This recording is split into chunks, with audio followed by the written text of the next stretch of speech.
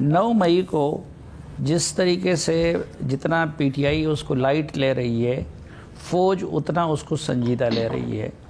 فوج کا شروع دن سے اس کے بارے میں یا جو ان کی انویسٹیگیشن ہے اس کے نتیجے میں فوج اس چیز پہ کنونس ہے کہ یہ ایک سوچا سمجھا منصوبہ تھا جو کہ قیادت کی طرف سے کچھ مخصوص افراد کو سونپا گیا تھا، بلکہ فوج کے یہ بھی اس پہ کنونس ہے کہ اس میں بیرونی عوامل بھی شامل تھے، یا یہ تھا یا وہ تھا، بہت سارے اور بھی جو دلائل آج انہوں نے دیے وہاں پہ۔ اور ظاہری بات ہے کہ یہ بات بھی اپنی جگہ پہ درست ہے کہ کوئی ریاست ان چیزوں کو قبول نہیں کر سکتی، کیونکہ امریکہ میں جس طرح انہوں نے کہا کہ کیپٹل ہل پہ دعویٰ بولنے والوں کو سزا دی گئی، وہ کوئی فوجی تنصیبات نہیں تھی، وہ کوئی یادگار شہداء ان کا نہیں تھا، وہ کچھ اور نہیں تھا۔ لیکن مصیبت یہ کہ 1 سال گزر گیا اور اس 1 سال میں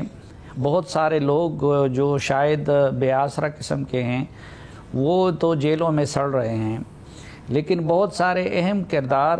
وہ چھوٹ گئے اور وہ سیاست کر رہے ہیں، وہ میدان میں ہیں۔ تو اس لیے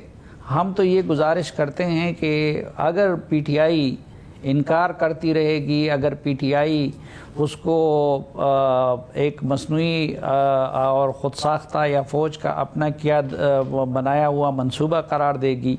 تو فوج بھی اس کو نہیں چھوڑے گی۔ لہٰذا میں تو پہلے بھی کالم میں بھی درخواست کر چکا ہوں کہ ریاست کو ہمیشہ ماں کی طرح کا کردار ادا کرنا چاہیے، اور ماں بچوں کی بہت ساری غلطیوں سے درگزر کر لیتی ہے۔ اس لیے پی ٹی آئی کی قیادت کو اس معاملے کی مذمت کرنی چاہیے، اس پہ معذرت کرنی چاہیے، اور فوجی قیادت کو دل بڑا کر کے اس میں یہ جو لوگ پتہ نہیں گناہگار ہیں، بے گناہ ہیں، جو پکڑی ہوئے ہیں، خصوصاً خواتین، تو ان کے لیے عام معافی کا اعلان کر دیں۔ سر لیکن وہ تو کہہ رہے ہیں کہ اگر سسٹم کو چلنا ہے تو پھر سزا تو دینی پڑے گی جنہوں نے کیا اور جنہوں نے کروایا۔ تو یہی ہے کہ ہم 1 سال ہو گیا اور ابھی تک جو ہے یہ وہ عدلیہ کی طرف سے رکاوٹ ہے، تو اس سے تو پھر عدلیہ سے پوچھنا چاہیے، کیونکہ عدلیہ اگر 1 سال میں کچھ ہو چکا ہوتا، منطقی انجام تک معاملہ پہنچ چکا ہوتا تو ہم پھر یہ نہ کہتے۔ اور ہم بھی پہلے دن سے کہہ رہے تھے کہ کسی ملک میں کسی کو اس چیز کی اجازت نہیں دی جا سکتی، خصوصاً شہداء کے یادگاروں کی توہین،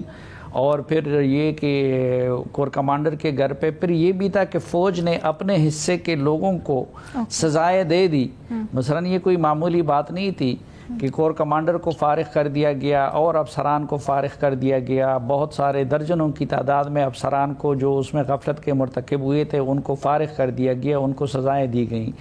لیکن عدلیہ سے ابھی تک ان کا یہ بھی ڈیسائیڈ نہیں ہوا ہے کہ ملٹری کورٹس اس کی ہیئرنگ کر سکتی ہے یا نہیں کر سکتی ہے، اور خود عدلیہ میں بھی اس کے جو بعض لوگ ان کے ملزم تھے لیکن ان کو ضمانت پہ رہائی مل گئی۔ تو معاملہ طول پکڑتا جا رہا ہے، اور اس کی وجہ سے ایک زہر ہے جو کہ ہماری سیاست میں وہ گول دی گئی ہے۔ تو اس لیے میں یہ گزارش کرتا ہوں کہ پی ٹی آئی کو بھی بس کر دینا چاہیے۔ کوئی سیاسی جماعت وہ سیاسی جماعت سے لڑ سکتی ہے لیکن اپنی ریاست سے نہیں لڑ سکتی، اور فوج جو ہوتی ہے